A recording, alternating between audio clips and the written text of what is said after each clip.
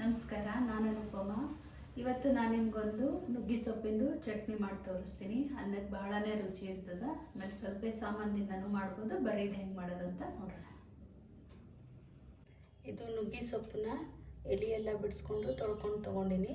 ಅದಕ್ಕೆ ಇವಾಗ 4ರಿಂದ 5 ಹಣ್ಣುಮೆಣಸಿಕಾಯಿ, ಆಮೇಲೆ 1.5 ಟೇಬಲ್ ಸ್ಪೂನಷ್ಟು ಕಡಲೆಬೇಳೆ, ಆಮೇಲೆ ಉದ್ದಿನಬೇಳೆ ಅದು 1.5 ಟೇಬಲ್ ಸ್ಪೂನು, 1 ಟೇಬಲ್ ಸ್ಪೂನಷ್ಟು ಧನಿಯಾ, 1/4 ಟೇಬಲ್ ಸ್ಪೂನಷ್ಟು ಜೀರಿಗೆ, ಆಮೇಲೆ ಕೊತ್ತಂಬರಿ ಸೊಪ್ಪು, 1 ಸಣ್ಣ ಉಳ್ಳಾಗಡ್ಡಿ, ಈರುಳ್ಳಿ, ಆಮೇಲೆ 1 ಸಣ್ಣದು ಟೊಮ್ಯಾಟೊ. ಬರೀ ಇದು ಹೆಂಗೆ ಮಾಡೋದಂತ ನೋಡೋಣ. ಇವಾಗ ಸ್ವಲ್ಪ ಎಣ್ಣೆ ಹಾಕ್ಕೊಳ್ತೀನಿ.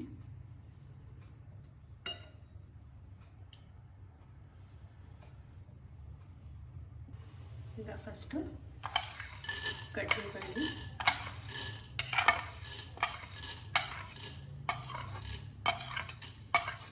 ಉದ್ದಿನಬೇಳೆ ಎರಡನ್ನ ಸ್ವಲ್ಪ ಕಲರ್ ಚೇಂಜ್ ಆಗೋವರೆಗೆ ಎಣ್ಣೆಯೊಳಗೆ ಫ್ರೈ ಮಾಡ್ತೀನಿ.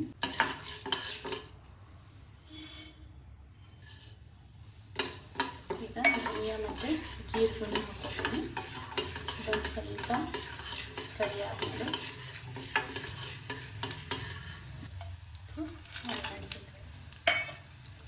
ನೀವು ಬೇಕು ಅಂದರೆ ಬೆಳ್ಳುಳ್ಳಿನೂ ಹಾಕ್ಕೋಬೋದು. ಇವಾಗ ಫಸ್ಟು ಉಳ್ಳಾಗಡ್ಡಿ ಹಾಕ್ಕೊಳ್ತೀನಿ. ಇದನ್ನು ಸಣ್ಣದು ಉಳ್ಳಾಗಡ್ಡಿ ತೊಗೊಂಡಿದ್ದೀನಿ.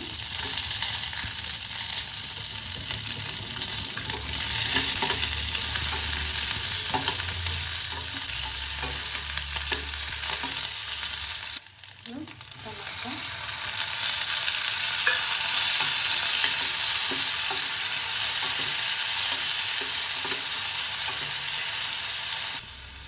ಇದು ನುಗ್ಗಿ ಸೊಪ್ಪು,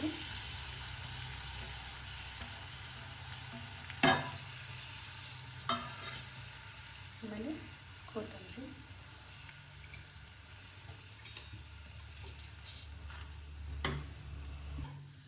ಇದನ್ನೆಲ್ಲ ಮಿಕ್ಸ್ ಮಾಡಿ ಸೊಪ್ಪೆಲ್ಲ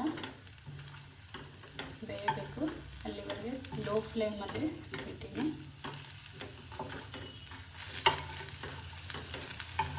ಇವಾಗ ಇದು ಬೆಂದಿದೆ, ಗ್ಯಾಸ್ ಆಫ್ ಮಾಡ್ತೀನಿ. ಇದು ತಣ್ಣಗಾದ್ಮೇಲೆ ಮಿಕ್ಸರ್ನೇ ಹಾಕ್ಕೊಂಡು ಚಟ್ನಿ ಮಾಡೋಣ. ಇದು ತಣ್ಣಗಾಗಿದೆ. ಈಗ ಮಿಕ್ಸರ್ ಹಾಕ್ಕೊತೀನಿ. ನಾನು ಟೊಮೆಟೊ ಹುಳಿ ಇರೋದಕ್ಕೆ ಹಾಕಿದ್ದಕ್ಕೆ ಹುಣಸೆಹಣ್ಣು ಹಾಕ್ಕೊಂಡಿಲ್ಲ. ನೀವು ಕಡಿಮೆ ಹುಳಿ ಇರೋ ಟೊಮೆಟೊ ಹಾಕ್ಕೊಂಡ್ರೆ ಹುಣಸೆಹಣ್ಣು ಹಾಕೋರಿ.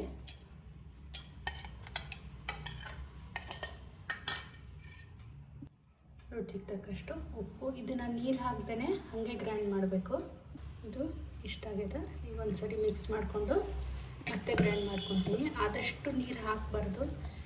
ಇನ್ ಕೇಸ್ ಬೇಕು ಅಂದರೆ ಭಾಳ ಸ್ವಲ್ಪನೇ ಹಾಕೋರಿ. ಇದನ್ನು ಮತ್ತೊಂದು ಸರಿ ಗ್ರೈಂಡ್ ಮಾಡ್ಕೊತೀನಿ ಅಂತ. ಇದು ಇಷ್ಟೊಂದು ಸಣ್ಣ ಮಾಡೀನಿ. ನಾನೊಂದು 2 ಟೇಬಲ್ ಸ್ಪೂನಷ್ಟು ನೀರು ಹಾಕ್ಕೊಂಡೆ. ಯಾಕಂದರೆ ಅದು ಸ್ವಲ್ಪ ಸಣ್ಣ ಆಗೋಲ್ತಂತ. ಜಾಸ್ತಿ ಏನು ಹಾಕೋಬೇಡ್ರಿ, ಕರೆಕ್ಟ್ ಅದ ಕನ್ಸಿಸ್ಟೆನ್ಸಿ.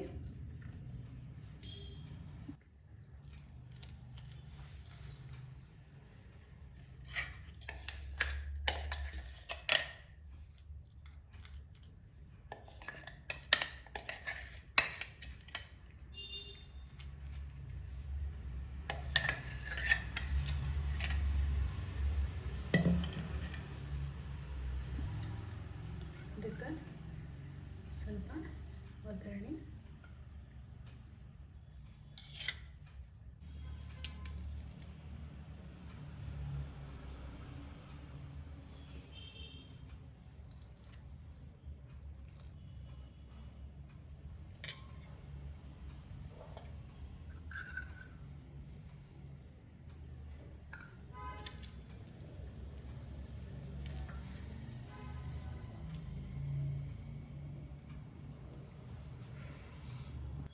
ನೋಡಿದ್ರಲ್ಲ ಎಷ್ಟು ಸುಲಭವಾಗಿ ಇದನ್ನು ಮಾಡ್ಬೋದಂತ.